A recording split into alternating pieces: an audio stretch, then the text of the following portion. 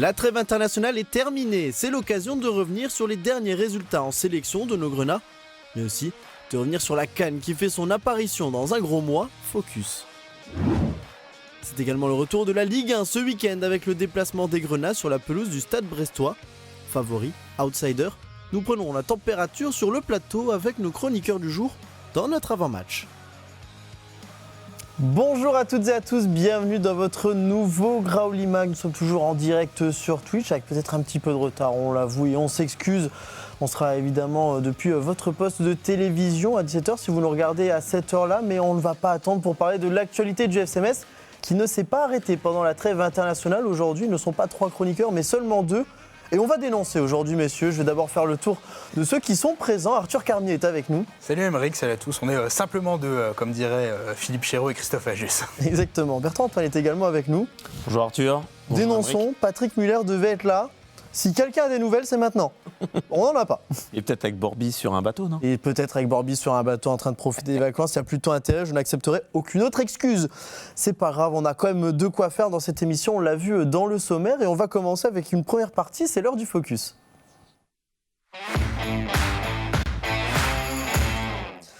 En effet, il y a eu une trêve internationale et donc des résultats internationaux. On est déjà revenu sur la première partie lors de la dernière émission. On va revenir sur les derniers résultats, si vous le voulez bien. Nouvelle défaite pour la Géorgie qui, depuis qu'elle a validé sa non-participation à la Coupe du Monde, est un petit peu dans le dur en ce moment. Néanmoins, première apparition pour Abouachvili qui était remplaçant. Défaite contre la Bulgarie. Le Sénégal, lui, s'est amusé en amical face au Kenya, 8-0. Entrée en jeu de Sabali du côté de la Côte d'Ivoire. Une victoire en amical également, 2-0. Mais Gbama n'est pas entré en jeu. Bon, Arthur, très rapidement, on ne va pas revenir sur tous ces résultats. On le voit souvent des matchs amicaux. La messe est un peu dite pour tout le monde là sur ces éliminatoires.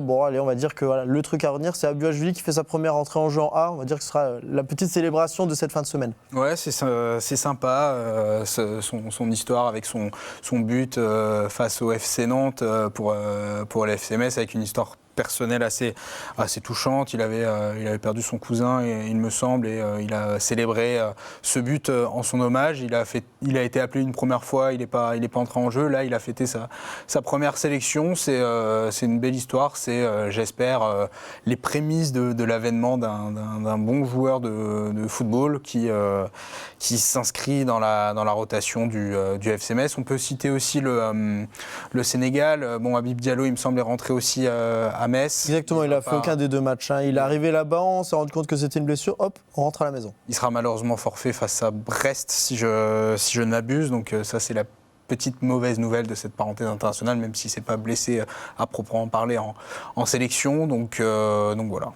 Et Jean-Philippe Gbama n'a pas joué, il s'est peut-être un petit peu reposé, encore que on sait que les déplacements pendant les trêves internationales, surtout pour les joueurs évoluant pour des sélections africaines, ils sont quand même longs, ils peuvent être fatigants, donc on espère le retrouver en forme à Brest, notre solide défenseur. Bertrand, c'est vrai que quand on regarde le Sénégal, il va falloir mettre une petite pièce dessus pour la prochaine Coupe d'Afrique des Nations, parce qu'en ce moment, ça y va. Ouais, j'y crois, il y a un fort potentiel, bon, on le sait depuis de nombreuses années. Puis bon, on a des Messins avec Tchèque Sabali et puis Habib Diallo, peut-être d'autres. Et puis surtout des. Elle passe en profondeur. Je réceptionne juste après. je te la laisse. Et puis surtout d'autres. Ismail Assar, il y a notre ami Sadio Mané, bien entendu. Khalidou Koulibaly, et puis il y en a tellement. Voilà, il y en a tellement. Lamine Camara, bon bref. On a une chance sur deux de trouver un ancien Messin en fait, dans cette équipe. Ce qui prouve la qualité de ces joueurs-là. Et effectivement, tu as raison, Émeric. Je suis pressé de voir ce qu'ils vont donner à la CAN. Et ces trêves internationales, elles permettent justement à ce genre d'équipe de la préparer. Parce que ça s'anticipe, forcément. Il y a du travail. Les sélectionneurs et les staffs des sélections ont très peu de temps en fait pour mettre des choses en place. Donc il y a le terrain, mais il y a aussi la cohésion du groupe et puis les choix et puis forcément l'état de forme du moment, parce que ça à prendre en compte également. On l'a bien vu avec la blessure malheureusement d'Habib Diallo, et pour lui, pour la sélection. et surtout pour le FC Metz qui est dans une dynamique forte. La CAN qui aura lieu du 21 décembre au 18 janvier prochain. Je me souviens qu'il y a un an, j'avais fait une petite erreur. Je l'avais avancé d'un an. Bon, maintenant, elle est là. Ce sera bien pour dans un gros mois. Et évidemment, du côté du FC Metz, on est toujours très attentif aux différentes listes. Qui peuvent être les joueurs qui s'en vont? Eh bien, je vais rendre à César ce qui est à César. C'est MPG Laurent sur X qui s'est amusé à lister pour tous les clubs de Ligue 1 qui peut partir à la CAN du plus au moins probable, sans évidemment aller dans les scénarios les plus farfelus. Et voici les listes pour le FC Metz qui pourrait compter notamment 10 absents si tout va bien pour les joueurs et tout va entre guillemets mal pour le club, notamment du côté du Sénégal avec Génération Foot, Habib Diallo, Sabali, Balo Touré, les deux Sané ou encore Alpha Touré, du côté de la Côte d'Ivoire, Gbama ou encore Kofi Kwao peut-être, du côté du Gabon, Michel Mboula ou encore Boubacar Traoré du côté du Mali. Arthur, on sait tout le monde ne va pas partir, à moins que peut-être, mais c'est une liste un petit peu élargie. On reste attentif à ce qui pourra se passer, mais c'est vrai que 10 noms potentiels sur un groupe qui en compte, on va dire une vingtaine, c'est énorme. C'est énorme et ce sont des joueurs, on pense à Michel Mboula qui est certes blessé mais qui a joué son rôle en sélection, qui a quand même un rôle assez intéressant, qui est dans les plans de son sélectionneur. Alors tu as cité Kofi Kwao, Emeric, il aurait pu apparaître aussi dans cette liste de joueurs potentiellement cannables, si je puis dire. D'autant qu'il a eu la bonne ou la mauvaise idée, en fonction de la CAN, de faire partie des défenseurs qui ont les meilleures statistiques en termes d'interception. C'est, je crois, le meilleur latéral droit de Ligue 1 sur cette statistique, devant ou derrière Achraf Hakimi. Donc il est pour beaucoup, je pense, Kofi Kwao. Il vient de gagner le Ballon d'Or africain, si je ne me trompe pas. Kofi Kwao, c'est ça? Oui. Non, mais juste pour faire une petite comparaison rapide. Lié à l'actualité. Et qu'on beaucoup estimé que Achraf Hakimi méritait d'être sur le podium du Ballon d'Or général. Bon, il y a eu beaucoup de joueurs du PSG. Je ferme la parenthèse. Mais oui, il y a beaucoup de très bons joueurs qui pourraient connaître la sélection dans les soit à la CAN, soit dans les années à venir. Donc forcément, à chaque CAN, c'est un petit peu le même refrain. Pendant une année, on avait été tranquille car la CAN avait été jouée pendant l'été. Mais on est revenu à des formats un petit peu plus traditionnels pour cette compétition. Et c'est toujours un problème pour les clubs qu'il faut savoir anticiper. Malheureusement, tu seras peut-être d'accord, ça peut nuire aussi aux joueurs africains d'avoir une compétition comme cela en plein cœur de la saison, parce que malgré toutes leurs qualités, des clubs pourraient douter d'eux et réfléchir à prendre un joueur africain si jamais on doit se passer de lui pour quelques matchs.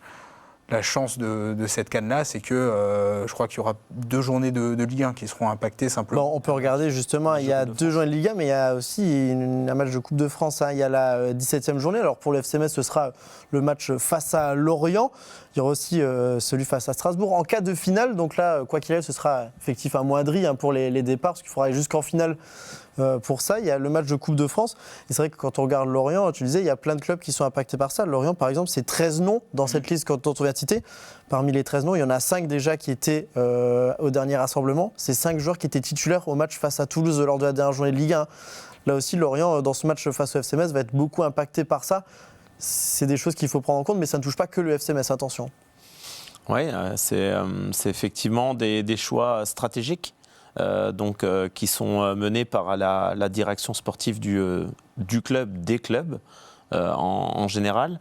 Effectivement, cette capacité à anticiper le futur et à anticiper une compétition qui est programmée au cœur d'une saison concernant le championnat de France en l'occurrence, il faut effectivement avoir le plan B, c'est-à-dire qu'avoir un effectif fourni, doubler éventuellement les postes. Et puis après, ça reste aussi, je dirais, en termes d'expérience pour les joueurs, quelque chose de fort. Donc un joueur motivé par une compétition comme la CAN, je pense que le club, il peut aussi en tirer des bénéfices, malgré l'absence. Donc, effectivement, comme tu le disais, Arthur, et à juste titre aussi, Emeric, par rapport à ce que tu nous as présenté, il y a que 2 matchs, on va dire. La Coupe de France, il faut surtout pas la banaliser, mais l'objectif premier du club reste, à mon avis et à mon sens, quand même le maintien en Ligue 1.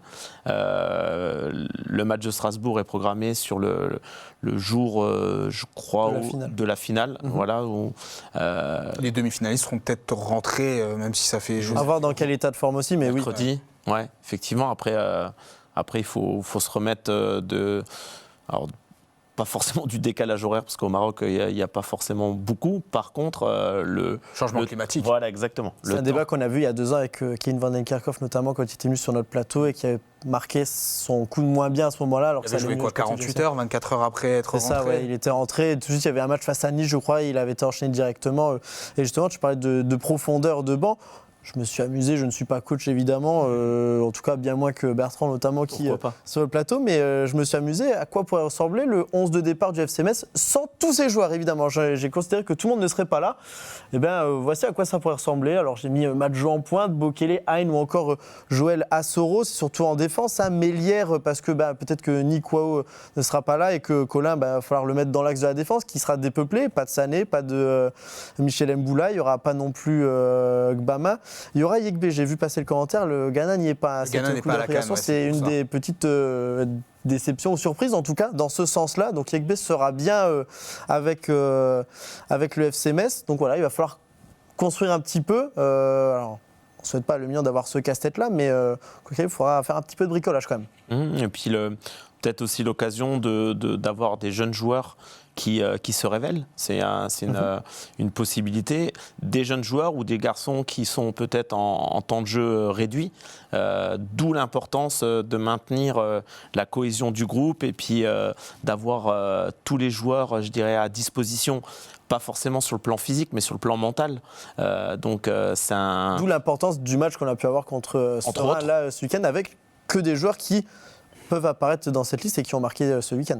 Et je rajouterais pour conclure le management au quotidien. En fait, tous les échanges qu'on peut avoir avec les joueurs, il faut toujours, et j'en discutais avec Sylvain Marchal dans le passé quand on travaillait ensemble au centre de formation, il me disait dans son parcours, il fallait être très vigilant en fait, souvent du 15e au 25e, parce que c'est eux qui forcément à un moment donné sont frustrés, sont déçus, et il faut les garder en fait dans le wagon pour que tout le monde tire dans le même sens. Voilà. Et ça, c'est un vrai jeu d'équilibriste parce que le joueur, il a juste envie de jouer. C'est tout.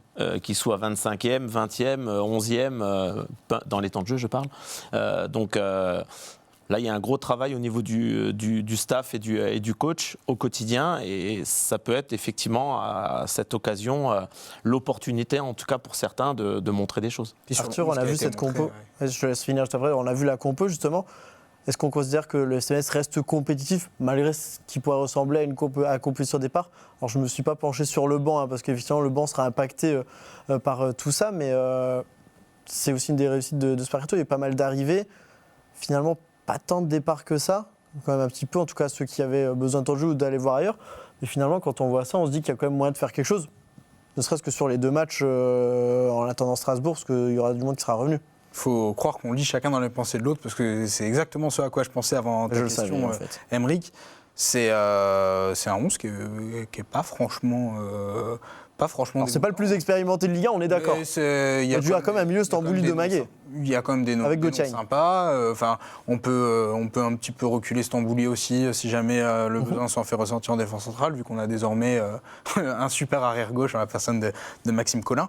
Mais ce serait un 11 qui serait pas du tout déconnant en Coupe de France, par exemple. Alors, il n'y aura jamais autant d'absents dus à la CAN, mais ça prouve quand même que cet effectif, il peut avoir une certaine profondeur. Bon, il y a quelques jeunes, je pense notamment à Cléo Mélière, qui avait été indiqué dans cette infographie. Ce sera sans doute l'occasion peut-être de le voir sur le match de Coupe de France. Alors les clubs de Ligue 1 rentrent tard. À voir aussi le tirage, parce qu'on sait qu'il y a 2 ans, Metz avait tiré Clermont, qui jouait en Ligue 1 à ce moment-là. Oui. Et là, l'année dernière, il y a eu les 2 premiers tours, parce qu'ils étaient en Ligue 2, donc ils avaient joué contre Raon-l'Étape et contre. J'essaie de L'équipe faire travailler ma. Aubernais. J'essaie de faire travailler ma mémoire. Mais il faudra avoir aussi le tirage, hein, parce que c'est le club de tir, tu peux aussi en tirer un tout de suite. Hein, et là, bon. Mais il faut malgré tout profiter, je pense, de ces opportunités pour faire jouer des joueurs qui n'ont pas l'occasion de jouer, sans pour autant que ce soit des tout jeunes comme Cléo Mélière. Je pense à un garçon comme Morgan Bokele. Il n'a pas forcément beaucoup de temps de jeu en ce moment, mais on connaît toutes ses qualités et il pourrait prendre de la confiance sur ce type de rencontres officielles qui sont autrement plus intenses que des matchs amicaux. Messieurs, on a parlé de la CAN qui arrive dans un mois. Je vais vous rappeler les dates rapidement, 21 décembre au 18 janvier. Mais avant ça, il y aura du championnat, ce week-end notamment, et dimanche face à Brest. Je vous propose qu'on en parle. C'est l'heure de notre avant-match dans le journal de la Ligue 1. Et oui, ce dimanche, direction le stade Francis Leblay pour y affronter le stade brestois. Bertrand, première question toute simple. Quelle étiquette on met à cette équipe du stade brestois ? C'est une équipe qui sera à la lutte, à mon sens, comme le FC Metz, parce qu'on est dans une dynamique positive, comme on le disait. Et effectivement, si on regarde le championnat et le classement sur les 3 dernières journées, on est premier devant Rennes qui a 7 points. Donc c'est assez fantastique. Mais étant donné qu'on avait pris un tel retard, les choses se sont un petit peu rééquilibrées, tout simplement, en fait. On est juste... dans les temps. Oui, parce qu'on rappelle qu'on a cette chance du côté du SMS que devant, ça n'avait pas pris le large non plus. Hein. Oui. On l'a dit, les clubs étaient à 1 voire 2 victoires. C'était 1 ou 2 de plus que le FC Metz. Et maintenant que tu en as fait 3 d'affilée, tu te rends compte qu'en fait, tu es au contact de tout le monde. Oui, on est encore là, on est encore en vie. Et ça, c'est important. Donc, par rapport à cette équipe de Brest, elle a accumulé de l'expérience par rapport à une Ligue des Champions. Il y a eu aussi un turnover, c'est pas simple, hein. Brest c'est un club, je dirais qu'on peut comparer facilement au FC Metz. Donc ils ont réussi à faire quelque chose d'assez fantastique. Donc bravo à eux, bravo au club. On peut s'en inspirer et il faut. Voilà, donc il faudra, à mon sens, s'en méfier et puis voir effectivement comment cette trêve internationale a été, je dirais, digérée par l'ensemble des 2 équipes, pas uniquement par rapport au FC Metz, parce que c'est l'occasion aussi pour ces clubs-là, en l'occurrence Brest, de peut-être de retrouver un petit peu, pas de l'envie, mais de la vie, parce qu'ils étaient un petit peu... C'est toutes les dynamiques qui se trouvent être coupées, après avoir comment tu arrives à les récupérer. Mais... Il faut, soit il faut couper la dynamique négative, soit il faut entretenir celle qui est positive, celle du FC Metz. Donc un match qui sera, à mon sens, pas facile. Arthur, c'est vrai qu'on l'a dit, on va voir comment ils vont gérer cette trêve internationale, mais en tout cas, l'intersaison a été difficile pour les Brestois. On va le voir en quelques statistiques, mais des joueurs comme Joris Sotard et Patemou qui sont arrivés, mais derrière, tu perds des joueurs comme Pierre Lesmelou, comme Pereira Lage, Bizot ou encore Camara. Ce sont des joueurs important que le club a perdu. Il faut rebondir après ça. Une saison après la Ligue des Champions qui a fait rêver tout le monde. Et en plus, ça s'est super bien passé en Ligue des Champions de manière générale. Sauf contre le PSG. On va dire que ça a été le... Je peux comprendre le Stade Brestois que tu n'as pas forcément joué la Ligue des Champions pour jouer le Paris Saint-Germain. C'est clair. Il a déjà 2 fois en championnat. Et il y avait peut-être moins cette magie de l'Europe face au PSG. Mais oui, c'est une équipe qui a vécu un rêve éveillé l'année dernière, il y a 2 ans, quand ils ont fait cette fin de saison, cette saison tout simplement incroyable pour aller chercher cette qualification. Évidemment, quand on est un club de bas de tableau, il faut s'inspirer de cette équipe-là. C'est une histoire un petit peu à la Cendrillon, mais sauf que là, minuit est passé et le carrosse s'est retransformé en citrouille. Et le Stade Brestois, c'est un des plus petits budgets de Ligue 1, donc c'est logique de les voir là à la bataille pour se maintenir dans l'élite du football français, mais ça reste quand même une équipe avec des joueurs expérimentés. Je pense on le voit sur l'infographie, Ludovic Ajor, qui a quand même fait pas mal de choses en Ligue 1, notamment avec Strasbourg. Il y a des joueurs comme ça qui savent gagner des matchs chauds, des matchs décisifs. Je pense que c'est une équipe qui va se maintenir quand même si elle va batailler. Pour moi, c'est pas une équipe qui est favorite pour la descente. Il y a peut-être d'autres équipes qui seraient peut-être plus en difficulté. On aurait pu penser au FC Metz il y a de ça quelques semaines. C'est pas les premières équipes qu'on a citées même depuis le début de la saison. On a cité Le Havre, on a cité Angers, on a cité Auxerre dans mesure, donc dans la panade en ce moment, mais qui pourrait très bien se relancer comme le FC Metz. Et s'il y a une étiquette de favori à coller, on ne pourrait pas la coller, parce que pour moi, dans ce type de match, il n'y a pas vraiment de favori, d'autant que la trêve internationale a peut-être coupé le mauvais élan du Stade brestois, qui a eu quand même 15 jours pour se ressourcer, oublier les mauvaises choses, pour travailler, comme le FC Metz a pu le faire par le passé cette saison. Donc il va falloir être vigilant, mais ça va être, je pense, un vrai bon match entre deux équipes qui auront évidemment envie de bien faire et qui ne font pas tâche, selon moi, dans ce bas de tableau. J'ai entendu ton avis et il va être important, peut-être que ça permettra de lancer le débat après. Je vais prendre celui de Bertrand-Antoine, mais c'est vrai qu'on a vu tout à l'heure les statistiques de ce début de saison. Pour Brest, on peut peut-être les revoir, qui sont 15e de Ligue 1 avec 10 points. C'est 2 victoires, 4 nuls, 6 défaites. Meilleur buteur, Romain Del Castillo. Meilleur passeur, Ludovic Ajorc. Mais pour la première fois de la saison, le FC Metz affronte un club qui est derrière lui au classement. Évidemment, c'est sûr que quand tu n'es plus dernier, c'est possible. Voilà, parce que quand tu es dernier, tu ne peux pas affronter quelqu'un qui est moins bon que toi. Mais il y a deux solutions. C'est soit on assiste à un très bon match, soit on assiste peut-être au match de la peur. C'est comme ça qu'on peut l'appeler, entre deux équipes. J'ai posé action dans le sommaire. Est-ce qu'il y a un favori pour toi dans ce match ? Est-ce qu'on peut coller au FC Metz l'étiquette de favori dans ce match ? Non. Parce que c'est un match déjà à l'extérieur. Et c'est jamais simple d'aller gagner chez un concurrent quand il joue à domicile, déjà dans un premier temps. Oui, si je dois... Comptablement. Oui, du fait, je parlais du classement de ces 3 dernières journées, oui, forcément, on peut dire que le FC Metz est dans une dynamique positive, comme on le disait là, ou comme Arthur en parlait par rapport à la dynamique plutôt négative du stade brestois. Donc voilà, ce qui me fait dire que ça sera un match, je pense, assez équilibré. Parce qu'effectivement, c'est des matchs en fait où c'est des concurrents directs qui s'affrontent.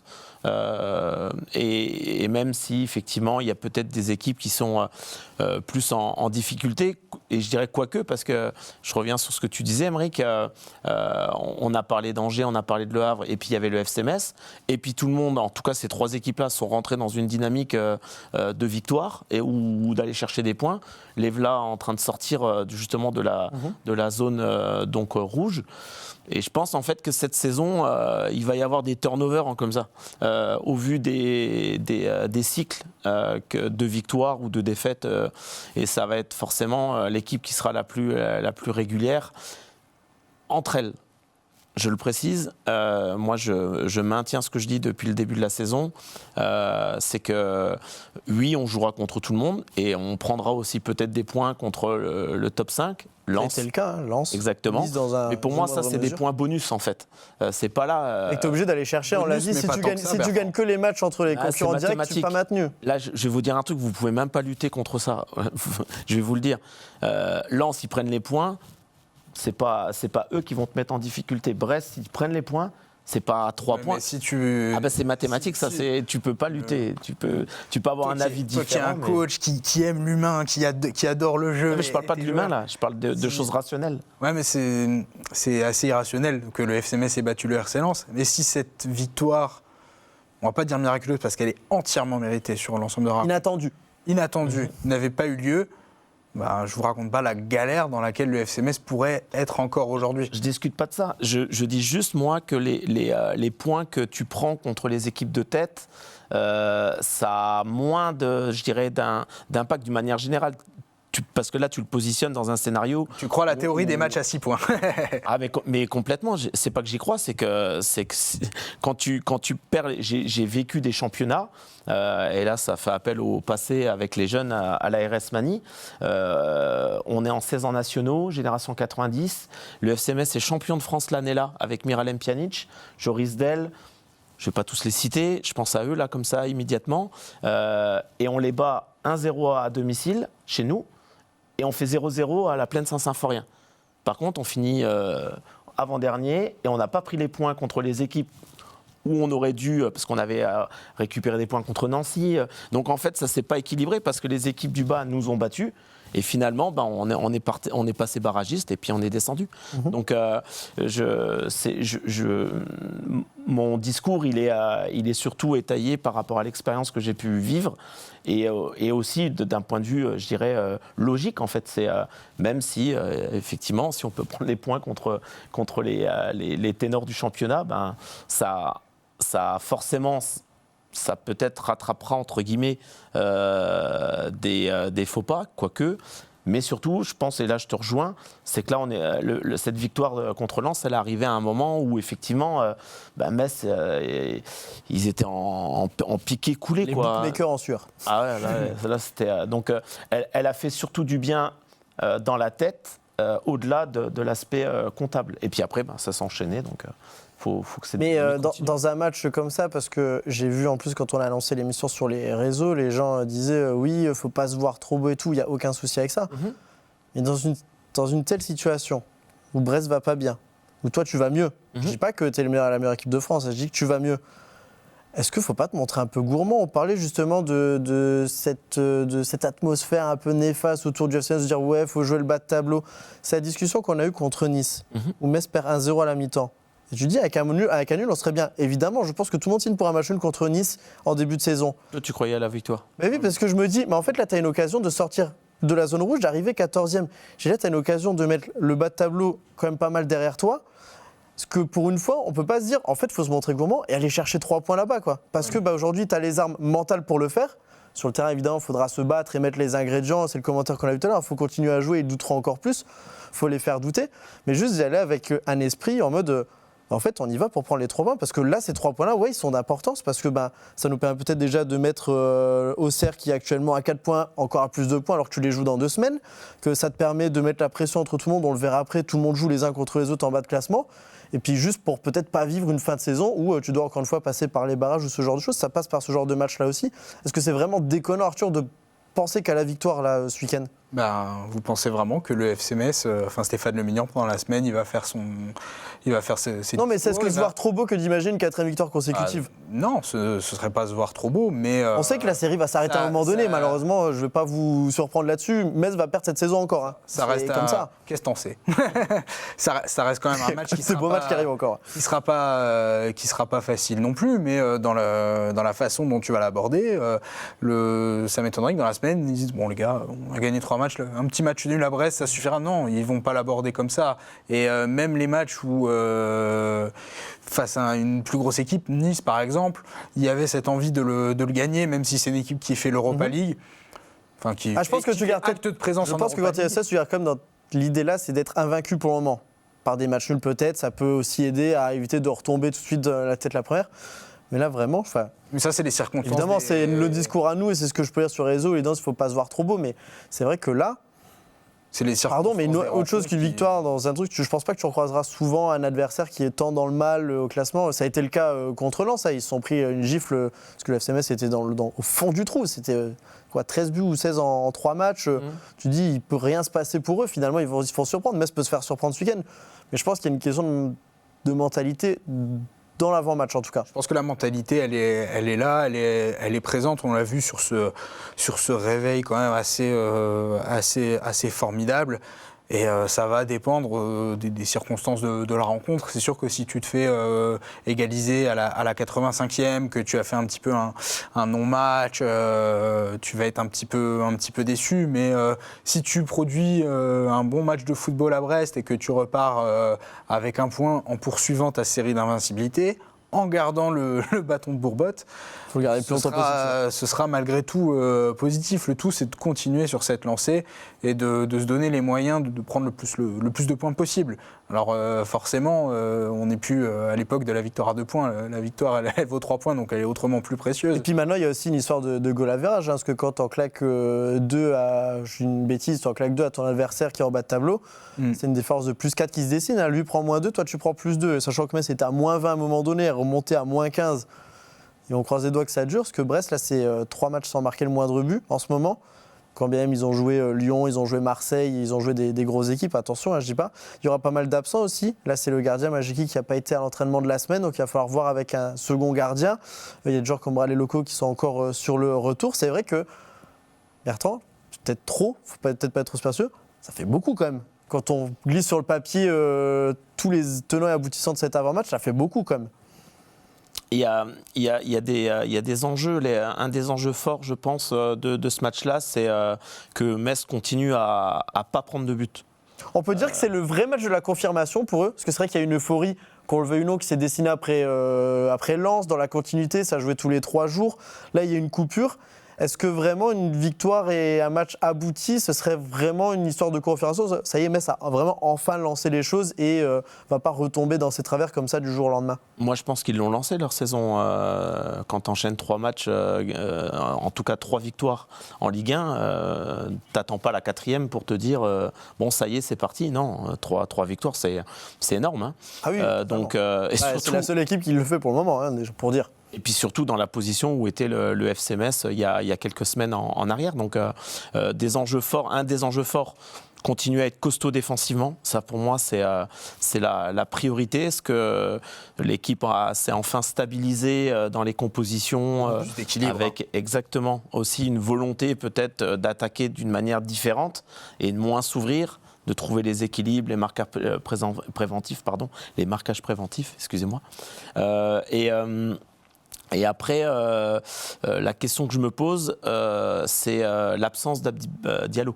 Au-delà des absences des Brestois ou de joueurs brestois, parce que Habib, au-delà de ses 2 buts donc marqués à Nantes et ici à domicile sur le dernier match, c'est aussi un joueur qui avait cette capacité à garder les ballons, comme pourrait faire un Ayork en face, justement.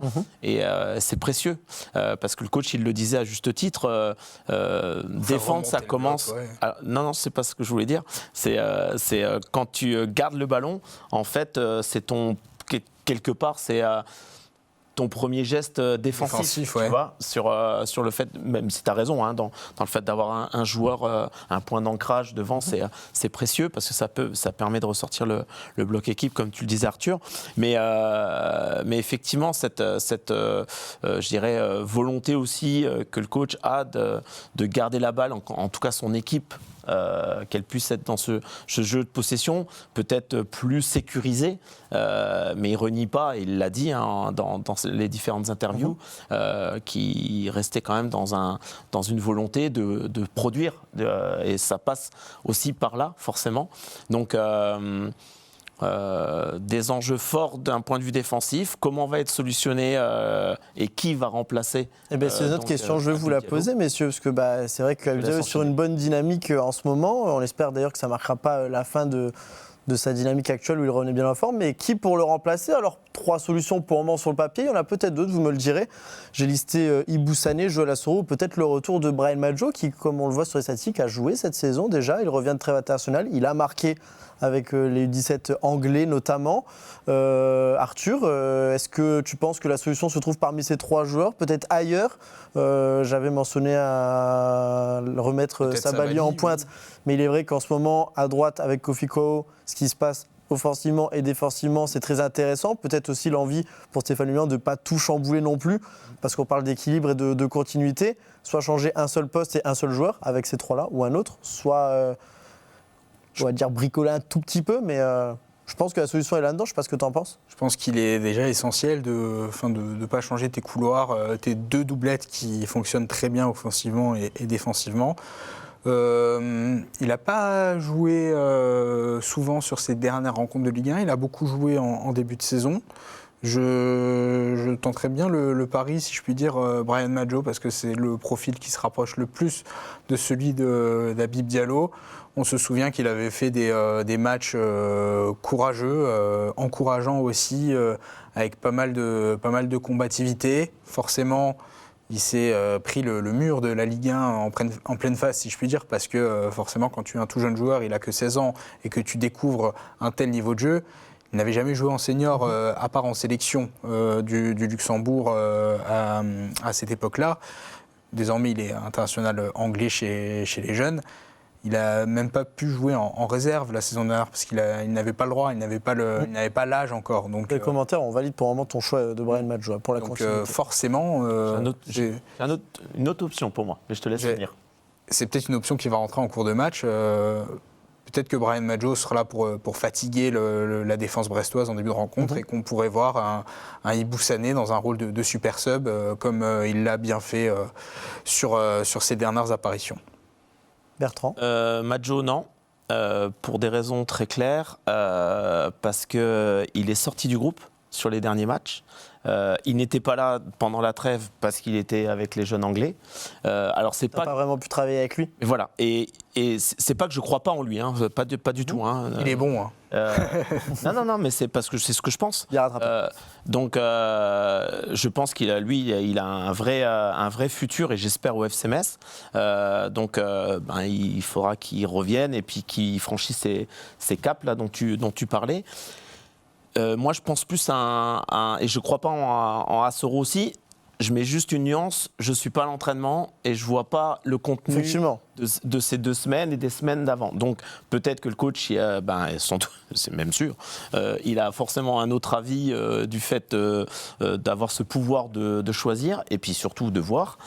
Donc, moi, je partirais plus en fait sur Ibou Sané dans le même. Il y a les faveurs de Stéphane Le Mignon depuis le début de saison. À juste titre, hein, il a fait des entrées en jeu intéressantes. Hein. C'est un joueur polyvalent qui est bien rentré et moi, je resterai en fait sur ce que le coach a fait à Nantes en remplaçant donc Gauthier Hein par Ibou Sané, certes dans un autre rôle, et du coup peut-être Ibou Sané justement dans un. C'est vraiment concerné les mêmes joueurs. Je pense, je partage ce que disait Arthur sur le fait de garder l'équilibre et sur les couloirs et dans la défense et dans le milieu également. Je vois pas donc pour l'instant Benjamin Stambouli ou Boubacar Traoré revenir.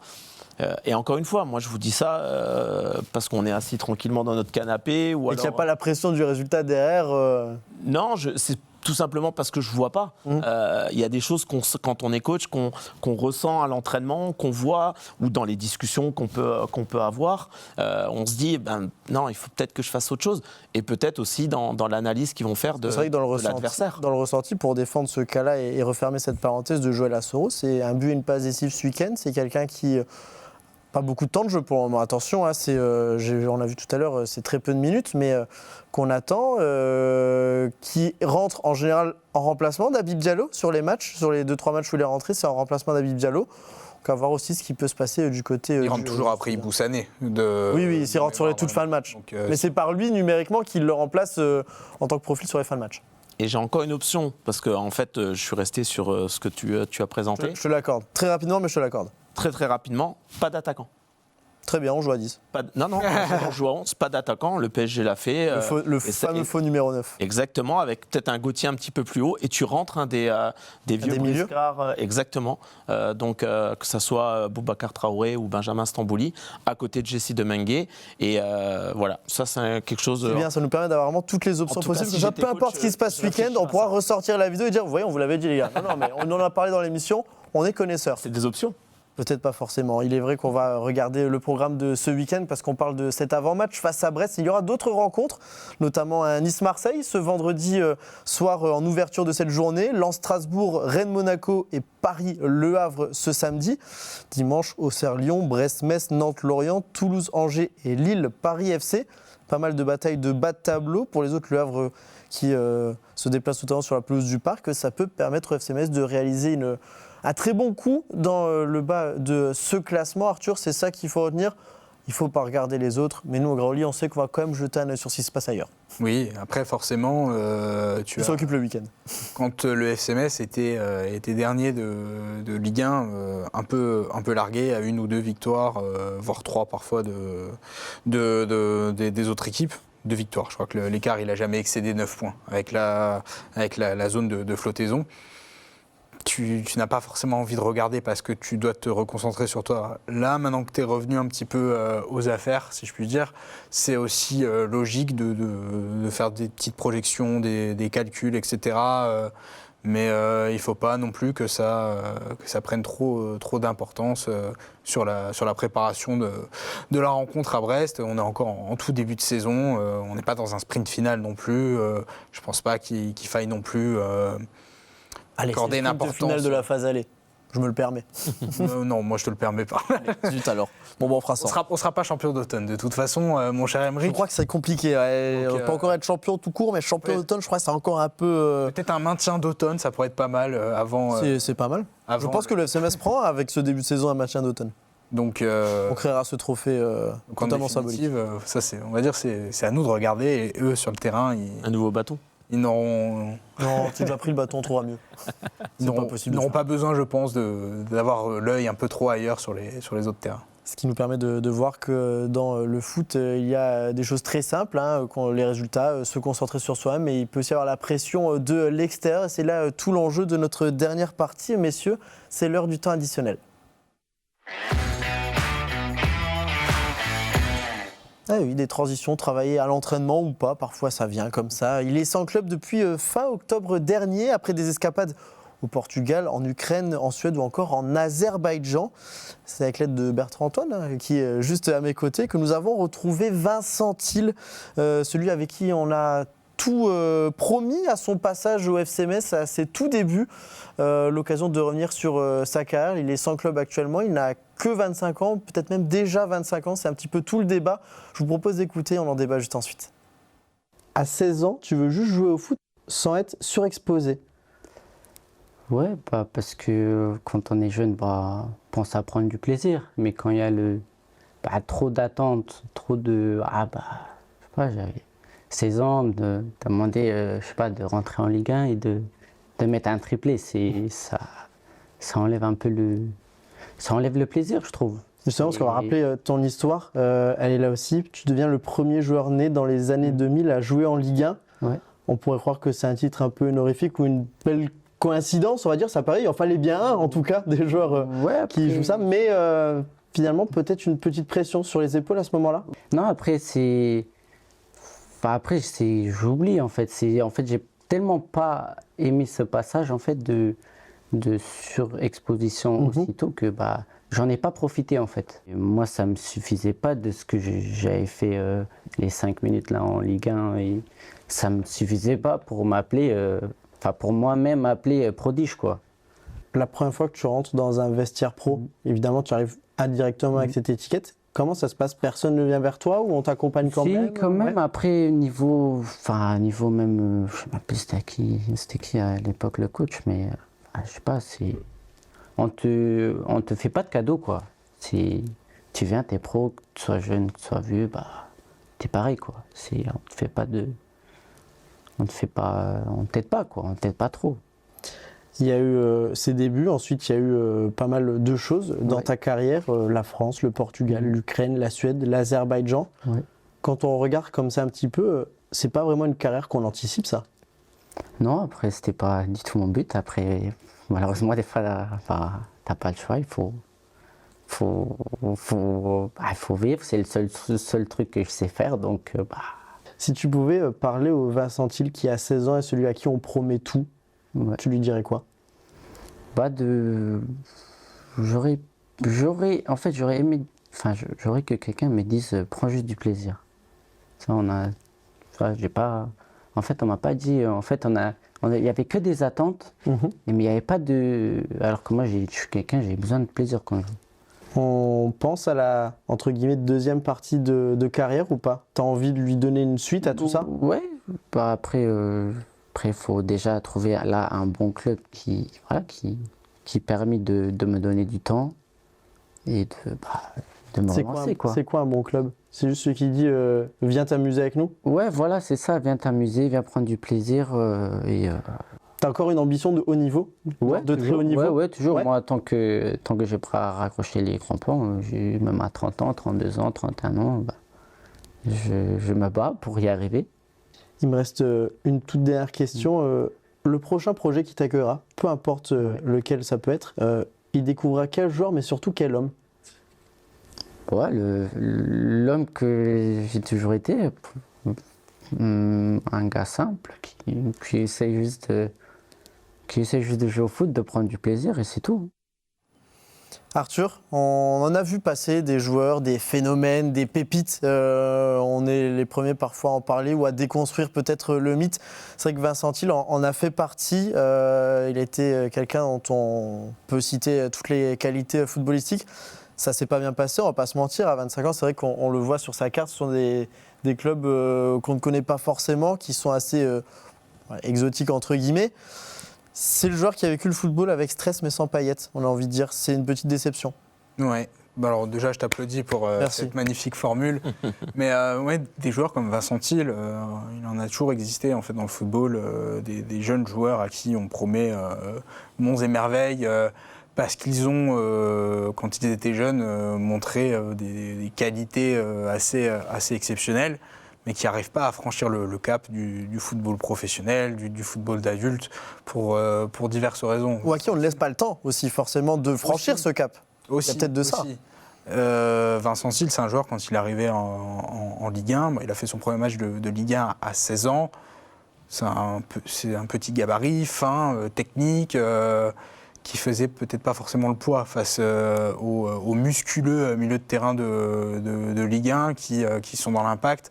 Il n'a pas eu le temps d'apprendre le haut niveau en Ligue 1 et ça s'est pas bien passé pour lui. Donc malheureusement, il a jamais su se relever de ça. Il y avait des histoires de transfert au Bayern Munich. Est-ce que ce sont des offres qui ont existé? Est-ce que ce ne sont pas des... Lui en a parlé, il a précisé qu'il aurait pu signer là-bas. Alors Bertrand, très rapidement, c'est à la place de son contrat professionnel, c'est ça? C'était à cette période-là, je ne sais plus exactement. Je sais qu'il en avait parlé. Il y a un timing à peu près dans ce sens-là, entre signer pro à Metz ou partir au Bayern, c'était un peu ça. Ouais, on était dans les temps là, oui. Peut-être que pour lui, dans un club comme le Bayern, il aurait eu davantage le temps d'apprendre. Enfin, ça, on ne saura jamais. C'est du football fiction. Et c'est un cas qui est bien différent. Je ne le connais pas personnellement, donc je peux pas savoir pourquoi ça n'a pas marché. Pourtant, c'est une famille de footballeurs.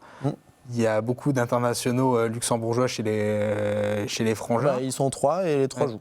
Et il y en a même un quatrième. C'est peut-être le plus talentueux des Thill, mais le Frangin Sébastien, il me semble, il a fait une carrière plus aboutie que lui, avec des matchs de Ligue des Champions contre le Real Madrid, notamment. C'est un des piliers de la sélection luxembourgeoise, si je ne m'abuse. Donc, c'est Olivier qui joue là, pour l'instant. D'accord. Enfin, dernièrement, là, ce week-end...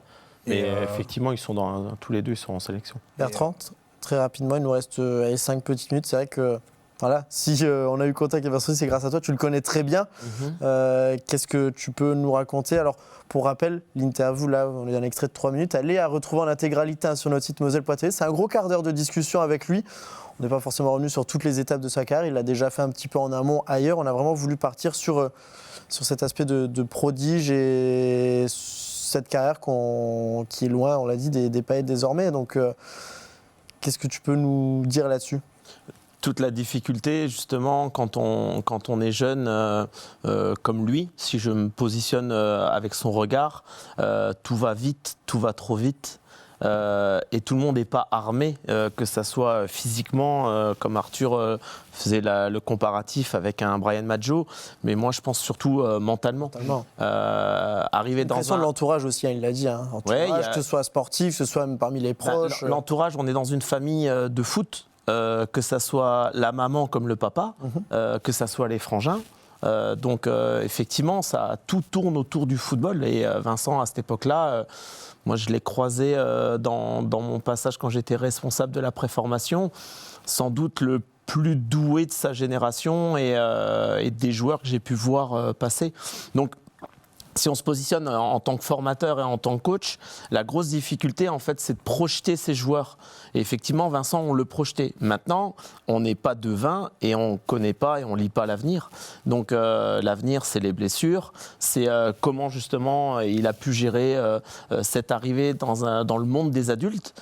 Parce que là, il était dans son petit cocon avec ses copains. Et là, dans le vestiaire, c'est le double de l'âge. Tu arrives à ce moment-là, c'est pas de cadeau. Tu es dans un vestiaire de Ligue 1. On n'est pas là pour faire attention à toi, pour te cajoler. Il y a une réalité, il y a des besoins, il y a des objectifs. Résultat, performance. Et lui, il est revenu souvent sur la notion de plaisir. Et Vincent, en fait, je sais ce qu'il veut dire quand il parle de plaisir. C'est que j'ai rarement vu un joueur qui aimait le football. Il aime jouer. Il l'a dit hier. Je regarde pas le foot, je Ouais, regarde pas la Ligue des Champions, je regarde il pas le Ligue de joue, France, il je le regarde pratique. pas Metz ou d'autres, mais j'adore aller le jouer, le pratiquer. Et ça, moi, j'ai beaucoup apprécié en fait de pouvoir l'entraîner parce que si certains parlent de lui au niveau de la grosse tête, ils le connaissent pas. Ils le connaissent pas. Et quand il parle du Bayern de Munich, ben oui, il a eu l'opportunité. Et moi, je vais vous raconter une anecdote. Même en amont, on part donc avec la génération 2000 sur un stage de mi-saison en Floride, à Miami, et on joue la sélection nationale des États-Unis. Donc, ce qui est quand même pas rien, parce qu'on reste que le petit FCMS. Donc, expérience magnifique pour les gamins. Et Vincent, je ne sais plus combien de buts il marque 2, 3, on gagne 5-2. Le lendemain au FCMS, c'était Denis Schaeffer, le directeur du centre de formation à l'époque. Il me dit, mais qu'est-ce que vous avez fait? Je dis, qu'est-ce qu'on a fait? Rien, je sais pas, je m'inquiète en fait.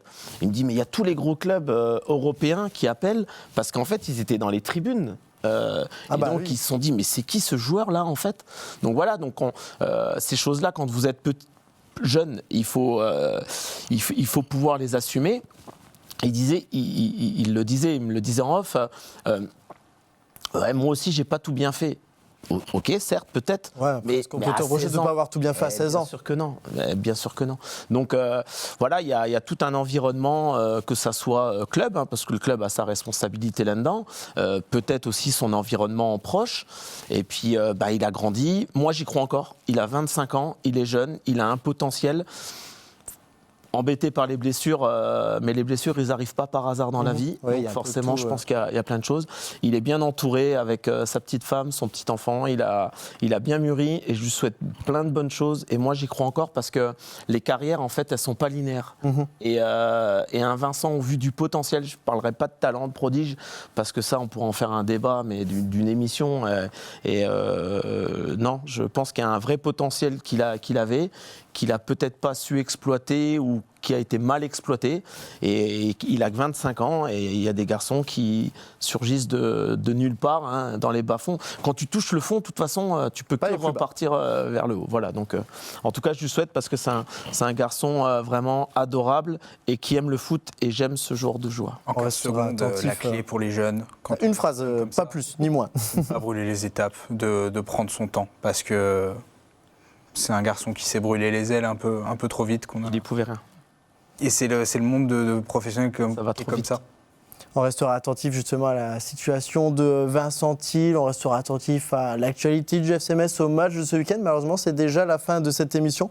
Il est vrai qu'on pourra en parler des heures de ce genre de profil et il y en a encore plein d'autres qu'on essaiera de mettre en lumière tout au long de la saison. Merci d'être là, vous. On ne citera pas le troisième qui n'est jamais venu, Patrick Muller, pour citer.